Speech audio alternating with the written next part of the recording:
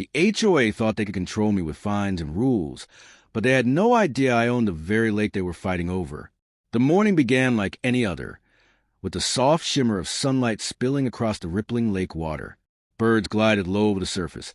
The breeze carried the faint scent of pine from the woods, and my boat rested peacefully by the dock, tied securely as it had been for years. For me, that boat wasn't just a vessel. It was freedom. It was peace. It was my reminder that life had rewards worth holding on to after decades of hard work.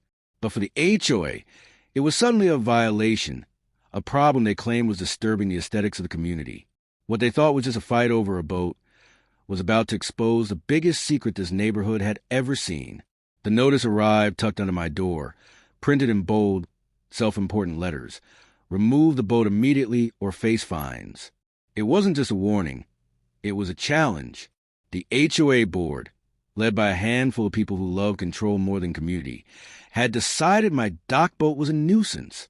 According to them, it obstructed the view of the lake, disrupted uniformity, and sent the wrong message to neighbors. But behind their carefully chosen words was something else: power. They thrived on it. I stood on my porch that afternoon, looking out across the water, wondering how far they would push me. The lake had always been the centerpiece of this neighborhood. Families gathered by it. Children skipped stones across it, and couples watched sunsets over it. For years, the HOA held events on the water's edge, treating the lake as if it were theirs to govern. But there was a truth, a detail they either didn't know or had conveniently forgotten, something that shifted all power away from them and into my hands. They ruled with threats, but I held the one thing they could never take: the deed to the lake itself. The story of the lake stretched back decades, long before the HOA even existed. Before the neighborhood expanded, the lake had been part of an old estate passed down through families. That estate, through a series of transactions, became mine. It wasn't common knowledge, because I never flaunted it. Why would I?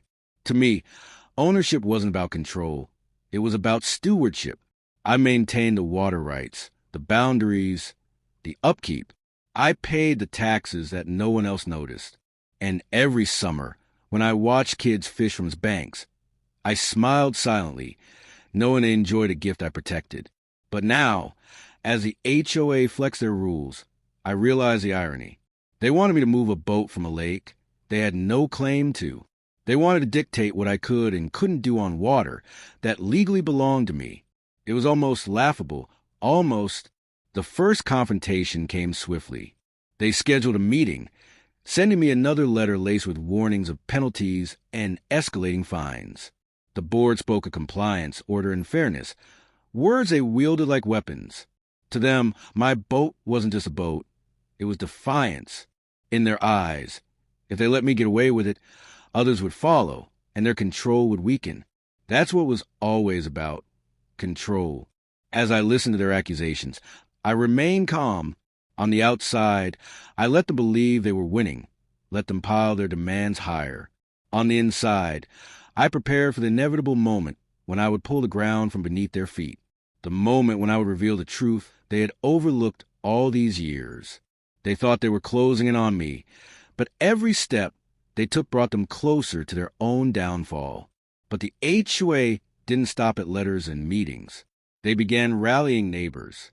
Whispers spread: "Why does he need a boat here? Why won't he just move it?" Some neighbors sided with me, others with the HOA. A quiet division crept into the community, all over one boat, all over one assumption: that the lake was common ground. The pressure grew. HOA members walked past my house more often, clipboards in hand, pretending to inspect other areas while glaring at my dock. They issued new notices, each one harsher than the last. They threatened lawsuits, liens, even removal of my dock itself. But through it all, I held a calm resolve. They didn't realize they were building toward their own downfall. They believed they had cornered me. But hidden in my safe was a secret that would destroy their entire argument. Because hidden in my files, tucked away in a fireproof safe, were the documents no one expected me to have. Deeds, titles, surveys, all proof that every ripple of water, every inch of shoreline, legally belonged to me. And as the weeks wore on and the HOA's arrogance swelled, I knew the time was near. They thought they had cornered me, but they were about to discover the truth in the most public, most humiliating way possible. The HOA thought their final notice would break me, but it only set the stage for their greatest humiliation. The letter arrived on a rainy afternoon, stamped with urgency and dripping with arrogance. It was their strongest weapon yet, an ultimatum. The HOA demanded I remove my boat within 7 days or face immediate legal action, fines that multiplied daily, and the possibility of them forcibly removing my dock. To them, it was a final blow. To me, it was the last push I needed to reveal the truth. Neighbors whispered louder now. Some avoided eye contact when they passed my driveway, unwilling to take sides. Others offered half smiles of encouragement, silently rooting for me. But the board members, emboldened by their own echo chamber, walked the streets with confidence, as if victory was already theirs. They didn't know they were marching straight into the trap they had built for themselves. They believed they controlled the lake, but they didn't even own the water beneath their feet. The HOA called for a community-wide meeting. It was their moment of power, a chance to stand before the neighborhood and make an example of me. Flyers were placed in mailboxes. The agenda was clear. One item, one goal: remove the boat. To them, it was a display of authority. To me, it was the perfect stage. The day arrived, and the meeting hall filled with folding chairs and the restless buzz of voices. Families with children, retirees sipping coffee, young couples eager to see justice unfold, all gathered under one roof.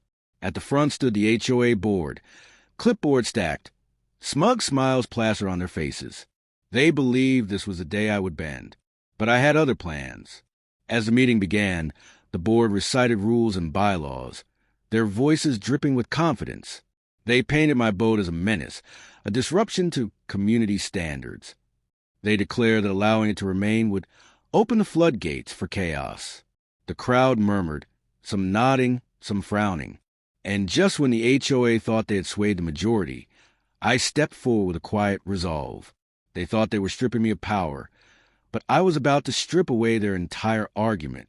I carried with me a folder, worn on the edges, but holding the kind of weight paper rarely carries. Inside were deeds older than anyone in that room, survey maps drawn by hands long gone, and tax records signed by county officials. It was more than evidence. It was truth carved into history. When I opened that folder, I felt the silence spread across the room like a wave. Eyes followed my hands. The board smirks faltered and the tension grew thick. I laid out the documents piece by piece, each page a nail in the coffin of their authority. The deeds confirmed ownership. The surveys marked boundaries. The tax records proved stewardship. And then came the line that silenced even the most vocal critics. The lake, from its rippling surface to its muddy bottom, belonged solely to me. In one breath, I turned their lake meetings, their lake rules, their lake parties into trespassing on my property. Gasps filled the room. Some neighbors leaned back in shock. Others leaned forward with curiosity. The board, once so confident, now fumbled with papers, trying to find loopholes where none existed. For years, they had paraded around the lake, enforcing rules, holding events, even charging fees for access, never realizing they had been standing on someone else's property the entire time. The power shift was immediate. Every eye that once judged me now turned to the HOA, questioning, doubting, demanding answers. The same families who once whispered about my boat problem now whispered about the board's ignorance. But the HOA wasn't ready to surrender. Not yet. They tried to spin the narrative, insisting that even if I owned the lake, I still had to comply with community harmony. They clung to control like a rope slipping through their fingers. But the more they argued, the weaker they sounded. They wanted to break me with fines, but now they were the ones standing on dangerous ground. Because if I chose, I could ban their use of the lake altogether. No more swimming, no more fishing, no more HOA parties by the water. Their threats of fines meant nothing compared to the rights I held in my hands. And for the first time, they knew it. The meeting ended in chaos. Neighbors demanded clarity. Some sided with me openly now, praising my patience, thanking me for keeping the lake open all these years. Others accused the HOA of lying, of pretending to own what was never theirs. The board left the room in silence, their confidence shattered. But I knew this wasn't over. The HOA was wounded, humiliated, but not finished. And wounded animals are often the most dangerous. They thought the lake's secret was my final card. But I had more power waiting to be revealed, and the next move would change everything. The HOA thought they could recover after I exposed the truth, but their next move would destroy them completely. In the days following the community meeting, the neighborhood buzzed with whispers. The board had been humiliated, their authority cracked wide open, and yet, instead of stepping back, they doubled down. Pride blinded them.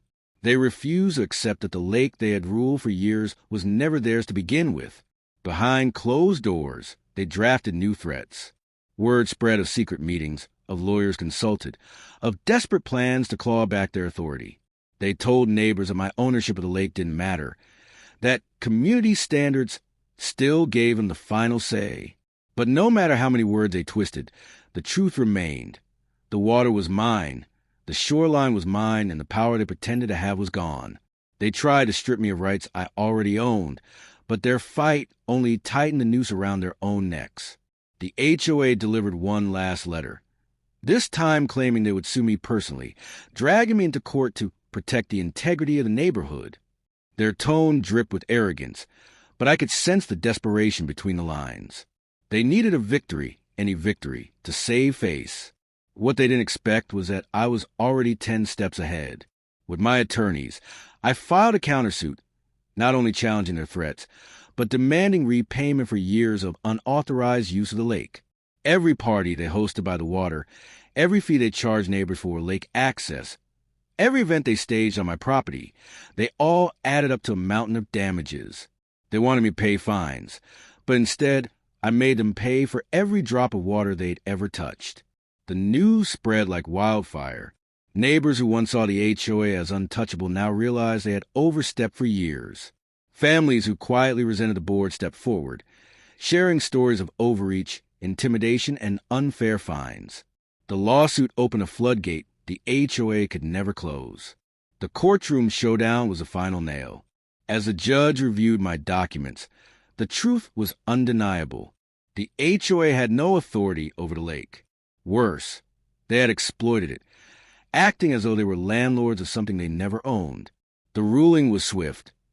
The HOA was ordered to seize all control over the lake immediately, to repay damages, and to issue a public apology.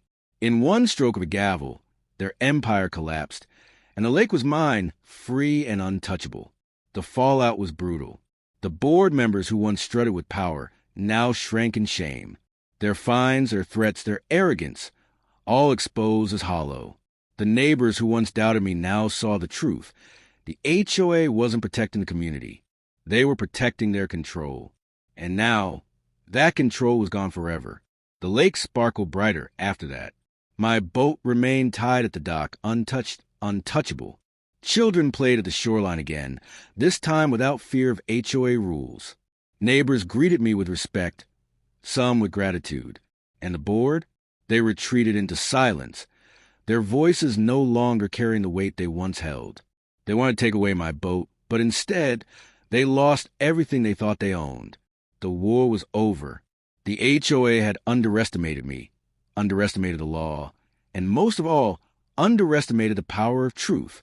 They thought I was just one homeowner against a board, but they forgot that when you own the lake, you control the tide.